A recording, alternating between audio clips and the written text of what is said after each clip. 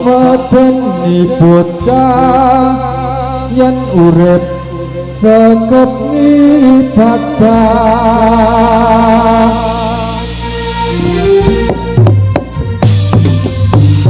Allahumma sholli ala Muhammad ya Rabbi sholli alaihi wasallim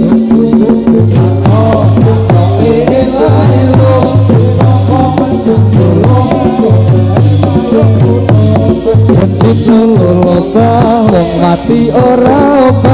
obah medeni bocah yen urip ibadah